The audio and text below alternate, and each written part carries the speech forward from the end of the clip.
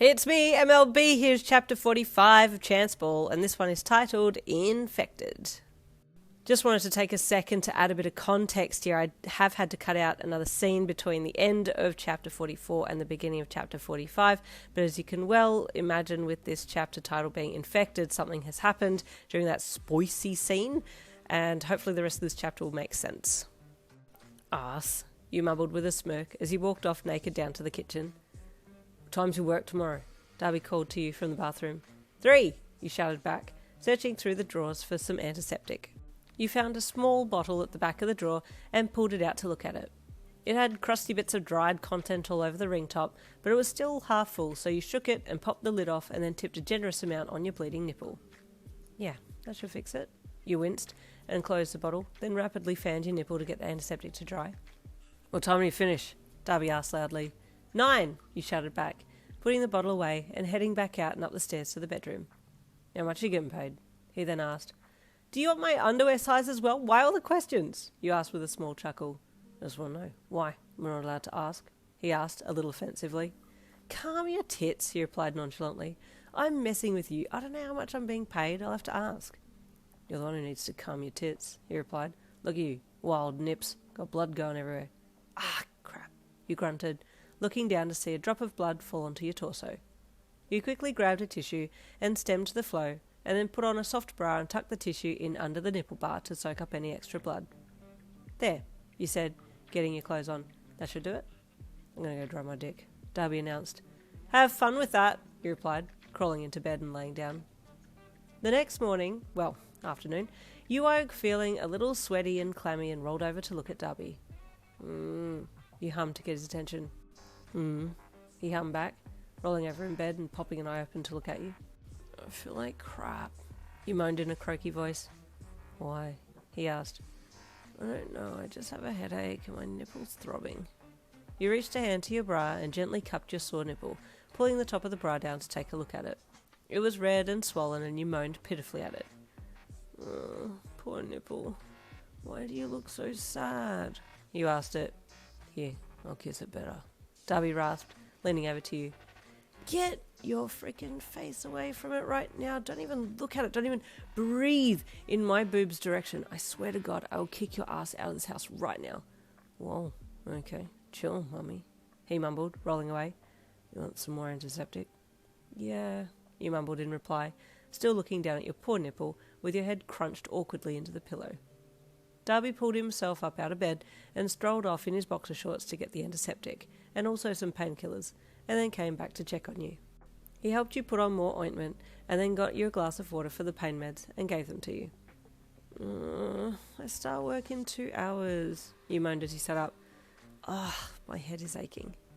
Is your nipple infected? Dabi asked you, gesturing to where you still had your boob tenderly cupped in your hand. I don't know, you replied, but I have to go to work, so the antiseptic will just have to do its damn job. You're sweating like a pig, Dabi replied. You shouldn't push yourself. Yeah, but this is my first shift, he replied pointedly. I can't not show up. Can I go instead? No. You got up and walked to the shower. I'll be fine.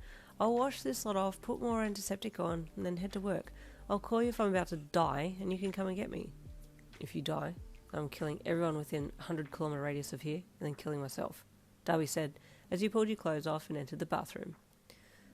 Might have to get that gun ready because I really do feel like I'm going to die, but I'm not going to admit my true feelings to you, you thought as you turned to the shower and then got under the stream. After about 15 minutes, the painkillers had kicked in, and although your boob was a little sore, you didn't feel too bad. Around 2 p.m, you got your new uniform out and put it on, checking it over in the mirror. Oh, what's this sexy little outfit? Dabi leered, walking over to check out your very plain, full-length pants and unappetizing plain vomit yellow shirt. You are so desperate. How can you find this sexy? You deadpanned at him in the mirror. I can still see ass, like, he replied, stepping back and smacking you sharply on the rear. Ow, you moaned. Stop hitting and biting me. I'm going to look like an abuse survivor. My meow meow hurts, my nipple hurts, I have a bruise and a bite mark on my side from you, and now my ass hurts. He chuckled sympathetically and hugged you from behind, being careful not to touch your boobs. Sorry, baby. I'll drive you to work to make up for it. Okay, done, you replied, walking off out the bedroom door. Now hurry up because I don't want to be late. It was only a 2-minute drive to the corner store, and you gave Dabi a quick kiss goodbye and then hopped out to go to work. See you at 9 p.m, sexy, he called loudly out the car window. Bye, AF, you called back, quickly ducking into the store. Oh, man, it's like having another parent that drops you at school and calls out how much they love you. Plastering a big smile on your face, you forgot about Dabi and greeted your new boss. I'm early, you announced. Good, he replied with a smile. You're on the cash register today. Okay, you said, walking around to join him behind the counter. He briefly went over everything with you again and then handed over to you, and you took it from there. Thankfully, there weren't a lot of people that came through, so you had plenty of time to look over how the machine worked and how to scan items. But in no time, you were a self-proclaimed expert, and still feeling pretty good, but by 6 p.m, you were starting to feel a little hot, weak and clammy again. Oh no, I think the pain meds are wearing off. The longer you stood there, the more your nipples started to throb, and you snuck a peek down the inside of your bra to see how it was going. It did not look good at all, and was weeping some yellowish fluid from the tip. You groaned internally, looking at the clock on the wall with heavy-lidded eyes. 3 hours to go. You placed your hands down on the counter and hung your head, gathering your inner strength to be able to get through this shift in one piece. To take your mind off things, you stepped out from the counter and walked in amongst the aisles, familiarising yourself with the items there so that if anyone asked where something was, you'd have an answer. Your head pounded as you slowly walked along, not seeing much because of the sudden pulsating blur in your vision. Oh, I'm not going to make it to 9 p.m, you thought, stopping to hang onto one of the shelves. Yin? Your boss asked as he appeared at the end of the aisle. You tried to look up at him normally, but all your movements were slowed, and to him you looked pale and sweaty. Yeah? You asked. What's wrong? He asked. You don't look well. I'm not well, you admitted. I really don't feel good. Do you need to go to the doctor? He asked. Yeah, you replied. Sooner than better, I think. He nodded. Yes. Call your boyfriend to come and get you. I'll cover the last few hours of your shift. I'm sorry, you replied. It's my first shift and I'm not doing very well at making a good first impression. No, this is an unfortunate event, he replied. Let me know if you'll be unable to come in on Tuesday. I'm sure I'll be fine by then, you replied. I just need a round of antibiotics. Your boss nodded and then gestured to the staff room out the back. Call him and go. He gave you a compassionate smile, and you returned it with a weak one, and then slowly headed to the back room. Fumbling in your bag, you pulled your phone out of the pocket and dialed Dabi's number. It rang a few times and he answered.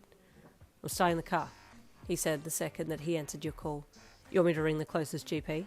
Yes, please, you replied in an emotional voice, holding it together as best you could.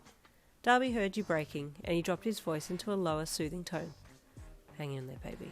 I'm coming. He crooned. Just sit down. I'm at the lights. I'll come in and get you. It's okay. I can walk to the door, you said, picking up your bag and heading out to the front of the shop, while still on the phone to him. I'm out the front, he said, and you saw his car pull up in the spot directly outside the front door. I'm going now, you said to your boss as you exited. He nodded and said something as you left, but Dabi was already out of the car and had quickly walked to your side and opened the door. Get in, he said sternly, taking your bag from your shoulder and carrying it to his side and then dropping it into the back seat from his driver's side. You got into the car and sat down, letting your head flop back against the headrest. Siri, Dabi said to his phone, find the closest GP. His phone pad lit up and Siri's voice replied. The nearest GP is located on the corner of 10th and 4th and closes at 11 p.m, she replied. Directions, he commanded as he put the car into reverse and pulled out of the space, one hand on your headrest as he looked over his shoulder to check the rear. His phone went silent as it calculated the route, and he spoke to you while Siri was doing her calculations. Hang in there. Is it your nip? You nodded. I think it's infected. He pushed his lips together and kept silent as he put the car in drive and took off down the road with the automated voice giving him directions. It didn't take long to get to the GP's office, and he helped you out of the car and into the clinic's waiting room. First available, Dabi said to the receptionist. She's got a pretty bad infection. The receptionist nodded calmly and followed the usual procedure, getting you to fill the form out. You could feel your body burning up, and you felt so weak that you could barely finish the form before giving it to Dabi to hand back to her. Slumping down in the chair in the reception, you rested your head on Dabi's shoulder and then slowly slipped unconscious.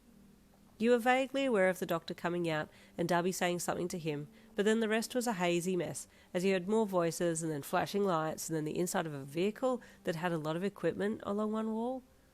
What's going on? You asked Dabi in your mind, unable to actually get the words out. He didn't reply to your question, of course, but you could hear his voice still there telling that you would be okay. After that, you fell asleep, and you didn't wake up until the next morning. Miss Yin, I'm going to take your blood pressure, a voice said to you. You opened one eye and saw a nurse standing beside your bed. What? You lifted your head and looked around, seeing Dabi draped over one of the chairs in the room. The nurse calmly lifted your arm and put the cuff around your bicep and started taking your pressure while you processed what was going on. Oh, you exclaimed when you saw you had a cannula in your arm that was attached to a drip. The nurse didn't seem fazed by your confusion and just went about her business before leaving. Dabi, you croaked at your half-dead boyfriend in the chair. Dabi! He was out like a light. Dabi! You called again and his head shot up, looking groggy as all hell. You're awake, he said. You okay? He dragged himself off the chair and fell against the bed. He had a bad infection. Needed a strong dose of antibiotics. That's why we're at the hospital, he said, yawning and trying to stretch it out. Oh, hell, I'm so stiff. Is the piercing out? You asked. Yeah, they took it out. He replied, your nipple is mad swollen. Ugh, wonderful, you cringed. He leaned in and pressed his lips to your forehead while cupping the back of your head. And there ends chapter 45. Stay tuned for chapter 46 coming tomorrow.